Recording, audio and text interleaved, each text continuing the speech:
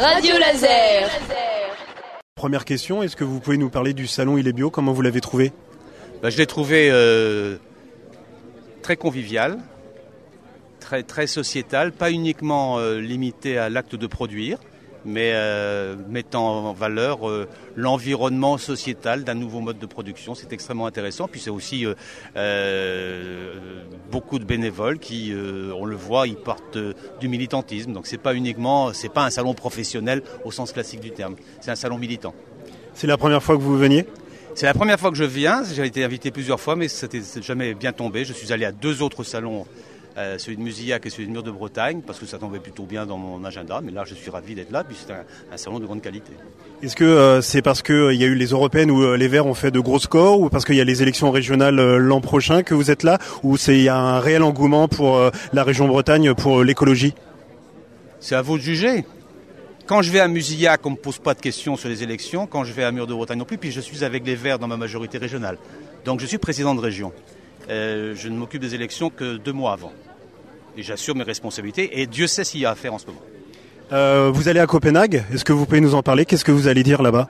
Je vais à Copenhague parler au nom des régions de France pour dire qu'on ne pourra agir sérieusement contre le réchauffement et prendre les mesures pour l'adaptation climatique que si les territoires régionaux sont considérés comme des vecteurs. Parce que ce sont les régions qui sont les plus à même de percevoir l'implication des enjeux des évolutions climatiques sur leur territoire. C'est l'espace pertinent, comme on pourrait dire. C'est suffisamment grand pour agir et suffisamment petit pour être opératoire. Et donc je vais demander à ce que les régions soient partenaires de l'ONU pour les dispositifs qui, j'espère, aboutiront à Copenhague. Alors quelle est votre position sur l'affaire Erika vis-à-vis des communes et départements qui ont touché de l'argent de Total et qui continuent à être partie civile, puisque vous étiez dernièrement? Je ne porte pas de jugement. Il y a des communes de petite taille qui ont beaucoup souffert et qui ont beaucoup dépensé et qui se disent, finalement, je pense qu'il y a...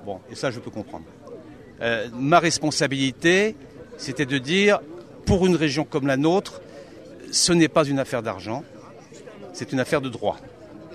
C'est-à-dire, il faut que les 2 principes qui ont été annoncés dans le premier jugement, qui sont, le fait la chaîne de responsabilité de l'ensemble de l'acte d'armement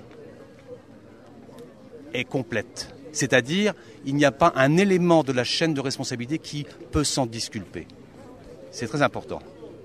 Celui qui charge le bateau, comme Total, est aussi responsable de la sécurité.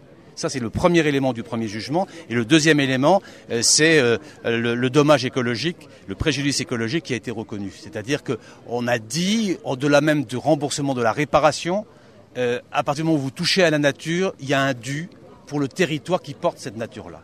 C'est 2 éléments majeurs. Et c'est pour ça que je continue à poursuivre. Parce que Total a fait appel en disant « je veux supprimer ces 2 éléments ». Alors on le comprend, vu de chez lui. Mais nous, région Bretagne, comme nous sommes aux avant-gardes géographiques des risques, il faut faire admettre ces 2 principes. C'est pour ça que je poursuis.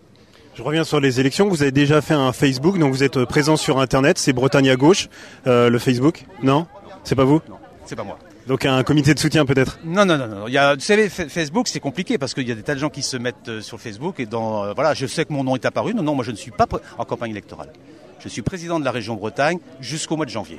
Après, je serai en campagne électorale, mais je ne confonds pas les situations. D'accord.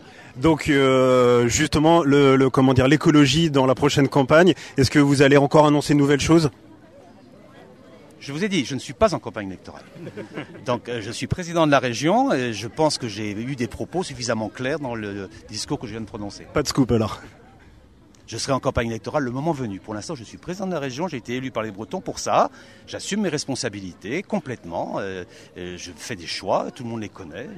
Et au mois de janvier, Je serai en campagne électorale. Alors, on verra à ce moment-là. Alors dernière question qui concerne les radios. Vous soutenez fortement les radios associatives en Bretagne. Prochainement, nous allons passer en radio numérique. Et numérique. Est-ce que vous allez nous accompagner, nous soutenir encore plus? Et comment vous pouvez le faire? On a soutenu les radios, oui, parce que c'est important que les radios associatives aient les moyens de vivre. Donc il y a une nouvelle disposition qui vont se présenter, qui nécessiteront sans doute un réexamen de la situation de manière positive. Mais on le verra là, alors excusez-moi, là en temps utile. Là, je peux pas prendre de nouveaux engagements quand même. Je sais bien, même si je suis pas en campagne, je suis à la fin de mon mandat. Donc, on verra ça en temps utile. Merci beaucoup. Merci. Radio Laser.